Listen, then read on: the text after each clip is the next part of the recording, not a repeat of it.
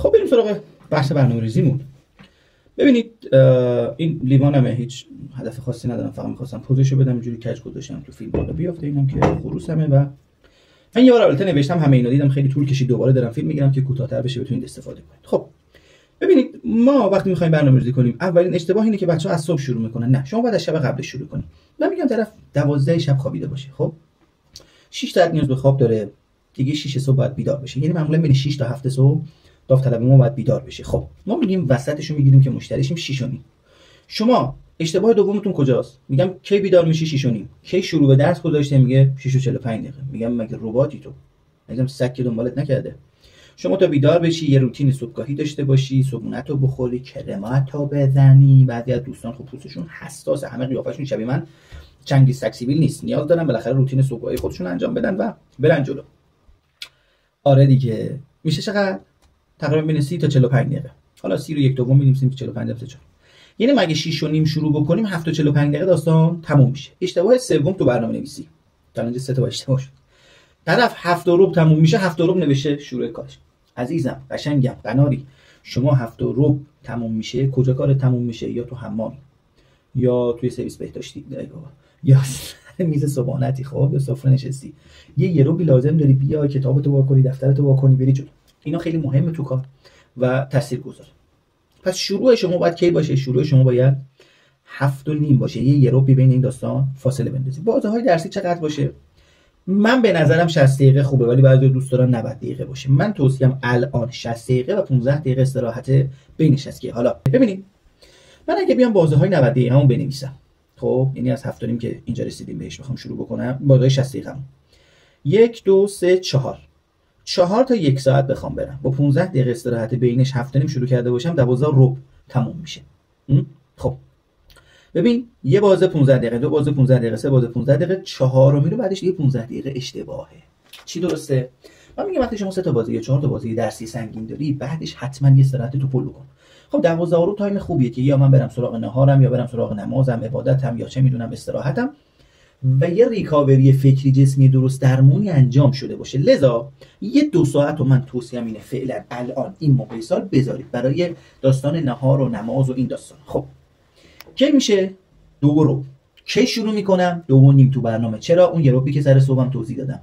شما تا برسی کتابتو وا کنی آماده بشی لازم داری. خیلی ایدئالگرا نباشید، عملگرا باشید. خب دوباره 1 2 3 4 تا بازه میرم. این دفعه برو سراغ شام. آقا 7 و ربع. به چند دلیل دور میرم. به چند دلیل توصیه‌ام اینه که بچه‌ها شامتون رو حتما کی بخورید؟ حتما سبک بخورید و زود بخورید. آقا چراش میگی شما این موقع بخورید؟ دلیلش اینه. یک وقتی که شما میخواید تا 11 12 شب درس بخونی، شکمت سنگین نباشه، 2 انرژی داشته باشی. نکته سوم، شما وقتی دیر میخوری، اون طرف صبح واسه بیدار شدن خوابت هم مشکل داری. شکمو خالی برو. گرفتی مطلبو؟ بده. خب حالا بازه 9 و 10 هم که بعد شام نوشتم با 1 ساعت و نیم فاصله. ببین 7 و نیم، 1 ساعت و نیم بیاد روش میشه چقدر؟ 8 تا 45. کی شروع کردم؟ 9. عزیز دلم این 15 دقیقه اینجا جان هست. خب اینا رو رعایت کن. مطلب بعدی، آقا 10 تا بازه نوشتم تو برنامه‌ام که میخوام بنویسم. 1 2 3 4 5 6 7 8 9 تا خط کشیدم. یعنی 9 تا از این بازه ها گذاشتم. دهمی رو کلا هر روزتون بذارید برای مرور. اینو هم داشته باش. بچه‌های موفق کسایی هستن که هر روز یک بازه مرور یا جبرانی میذارن. چه فایده‌ای داره؟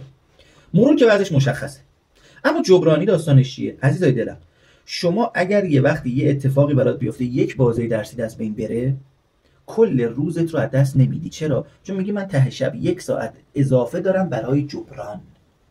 همیشه اون بازه 10 ربع تا 11 ربع رو هم مغزت خسته است، هم بالاخره کلی درس خوندی، بذار برای جبران. گرفتی مطلبو؟ خب اصل برنامه‌ریزی به روش ایکس اینجا شروع میشه. خب من الان 9 تا بازه دارم هر روز می‌نویسم. خب اینا اون داستان برنامه‌ریزی به روش فرمول ایکس. داستان چیه؟ داستان این. من حالا رشته‌ام اگه تجربی زیست دارم، ریاضی دارم، فیزیک دارم، شیمی دارم، با عمومی. ریاضی باشه زیست ندارم، همینا رو دارم با عمومی. چه می‌دونم انسانی باشه، خب تعداد درسام بیشتره و بالاخره باید اینا رو یه جوری تخصش بکنم در طول روز. درسته یا نه؟ خب خوب دقت کن به کاری که اینجا میخوام انجام بدم، چون جا نمیشه اینجا فیلم رو قطع میکنیم. توی فیلم بعدی که براتون آپلود میکنم قسمت آخر رو توضیح میدم. ما رو فالو کنید تا نکات بیشتری از برنامه‌ریزی رو یاد بگیرید. خب سلام به رو ماهتون. قسمت سوم از برنامه‌ریزیمونه. از داستان اینکه صبح کی شروع بکنیم، روتین صبحگاهی چیه، بازه‌های درسی چه شکلی باید باشه، 1 ساعت 15 دقیقه رو چجوری بریم 1 2 3 4 تا بریم استراحت بکنیم، گفتیم بازی مرور و تکرار رو گفتیم. اگه ندیدید برید 2 تا فیلم قبلی رو ببینید تا متوجه بشید. اما اینجا من توی برنامه‌ریزی برای فرمول ایکس رسیدم به اینکه آقا من مثلا 10 تا درس دارم. ببین هر درسم خب بنا به اهمیتی که برام داره باید یه ضریب براش در نظر بگیرم. ببین سوال مهم و بسیار کاربردی توی برنامه‌ریزی من اینه. من ساعت بندی رو یاد گرفتم.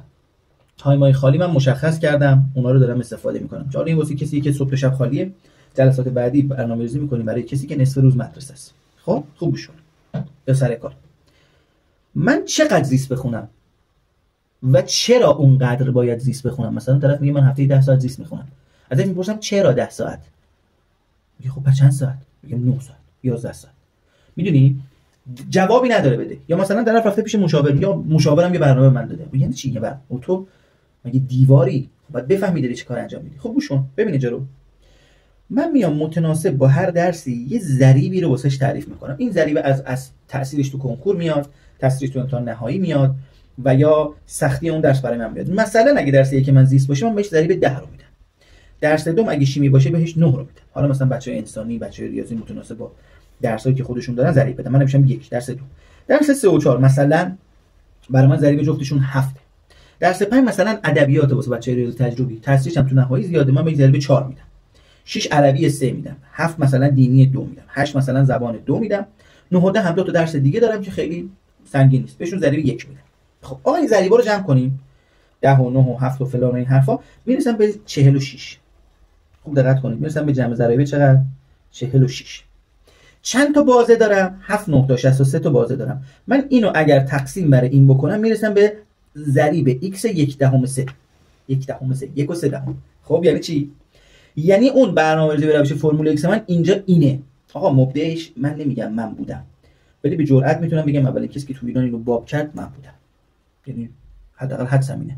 با توجه به فیلمی که مثلا فکر کنم 8 سال 9 سال پیش تو آلا ضبط کردم، قبل از اون هیچ کسی اصلا تو این سبک صحبت نکرده بود و بعد از اون خیلی از عزیزان به اسم خودشون این رو دادن که خب نامردی بود. حالا کاری نداره. بیایم چی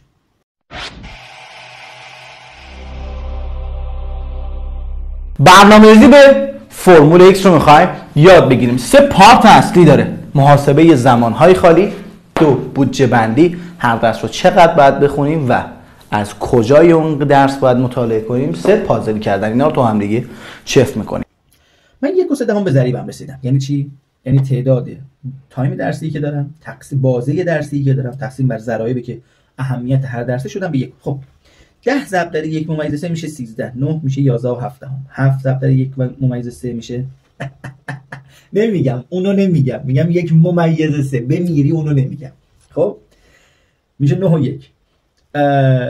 4 ضرب در 1 ممیز 3 میشه 52 دهم و تا انتها نوشتم دیگه اینا رو جلوشون. خب حالا میام اینها رو متناسب با علاقه ای که دارم هر هفته میچینم. من یه هفته اینجوری دوست دارم بچینم، مثلا شروعم با درس 1 باشه بیشتر روزا، بعضی روزا با درس 2 باشه، بعدش یه درس سبک مثلا بخونم، مثلا درس 5 درس 9 درس 10 هرچی ها، یا نه بعضی روزا همینجوری تراکتوری دوست دارم برم جلو.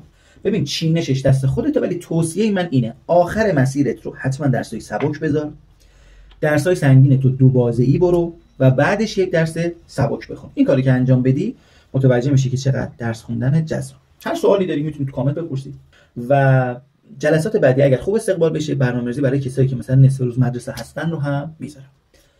برای یادگیری نکات بیشتر ما رو فالو کنید. بنده فرمون نیستی، دوست داشتی، کاربردی بود، لایکش کن، کامنت بذار تا من متوجه بشم. ارادت.